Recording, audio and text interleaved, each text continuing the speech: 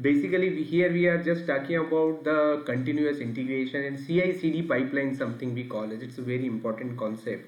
So Jenkins was very much available, so that basically what is happening is the idea is you can schedule the build, and you can also schedule, also if you wanted to execute at particular time you can execute it, if you wanted to promote the build you can promote it into automated manner. Continuous integration and continuous deployment.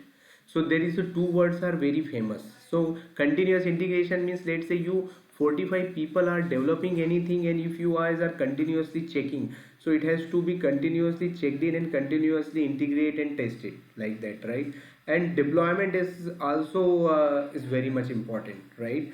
So you can have a scheduled deployment and you can execute on the fly. Let's say if you wanted to deploy right now, or if you wanted to deploy tomorrow at 12 p.m., something like that, and you can generate a report, or you can generate or execute the test cases automatically. You don't need to do anything, basically a intentionally something you can call as. So continuous integration is, what is the continuous integration, why do we need it? So different phases of adopting a continuous integration, that is we need to understand it. So basically what that developer commits the code to GitHub web-based hosting service for software deployment teams, correct? So what is a continuous integration? And once you will do it, build trigger actually, and it will basically put it onto a Jenkins through a Jenkins server. Okay, if builds fail, then it will notify to a developer team saying that this build got failed. Correct. So GitHub has a various workflows. GitHub can provide that automated workflow to deploy directly on GKE, create a container, and also deploy on the clusters into a GKE. That is a multiple workflows are available onto a basically in GitHub. So we can have one of the workflow can be with the Jenkins, other workflow without any Jenkins can also be triggered and can be deployed onto a GKE. So once you will checked in the code into your GitHub repository, it will automatically deploy to your GitHub. Oh, sorry, in some certain ways. Okay. So that is the basically you need to understand it. So version control system is being basically monitoring when commit is detected.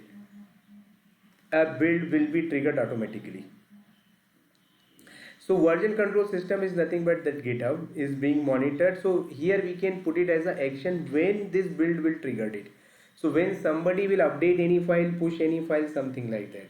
If the build is not green, then developer will be notified immediately. So if this build is failed, then there is a red mark will be shown to you. Correct. So for this purpose, so Jenkins will help it to us for this entire flow system. So why do we need the continuous integration? Detect problems or bugs as early as possible in the development life cycle.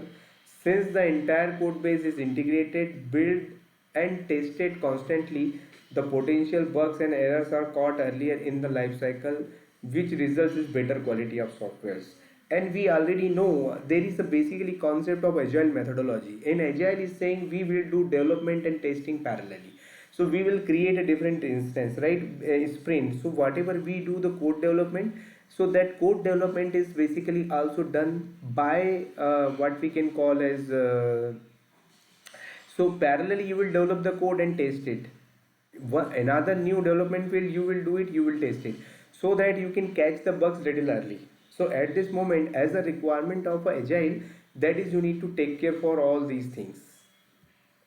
So different stages of adopting a continuous integration. Okay.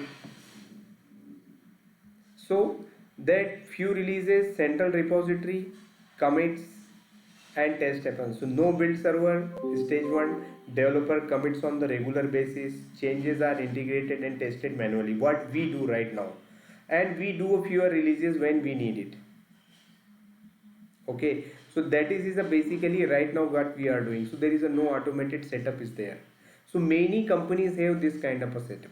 Now stage 2, automated builds are scheduled on regular basis. So I will schedule the build every day. The build will be triggered on at 5 p.m. in evening, and the details will be sent to each and everybody if this build fails, any compilation error, or is there any business test cases got failed. So build script compiles the application and runs a set of automated test cases. Developers now commit their changes regularly. Build server would alert the team members in case of build failure. So basically there is a role of Jenkins here.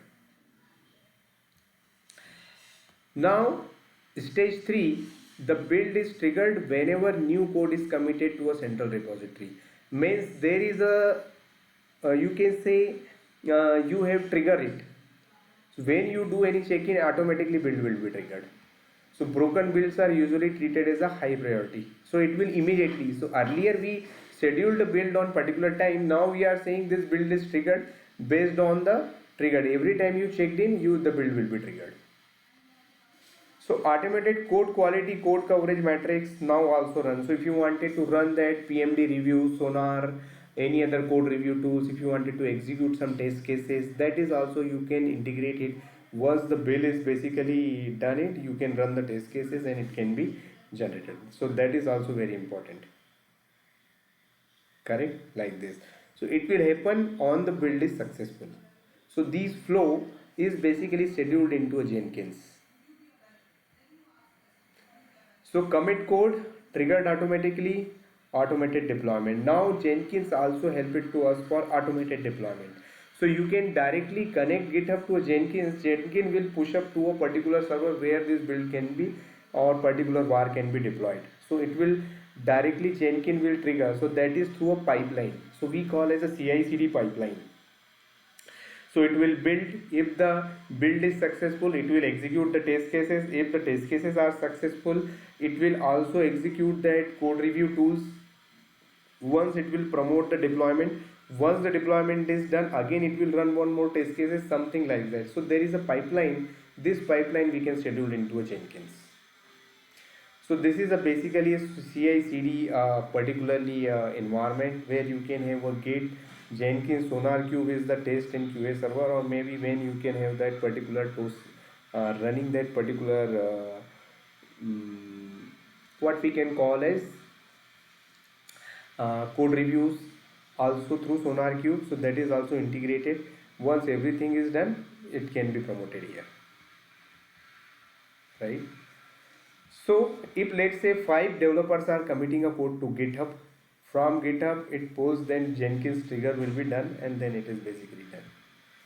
So delivery team, version controls, build and unit test cases, automated acceptance test cases, user acceptance, and there is a release.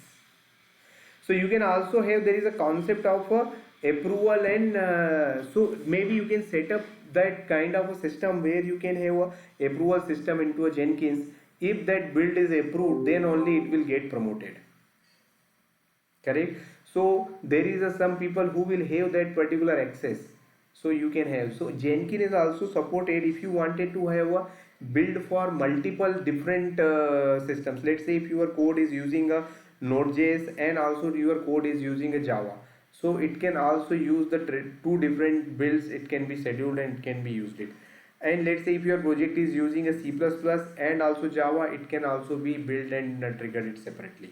So you can also build from other technology builds as well through Jenkins. So continuous integration, continuous delivery, continuous deployment. These things we have understood. Correct? As of now basically.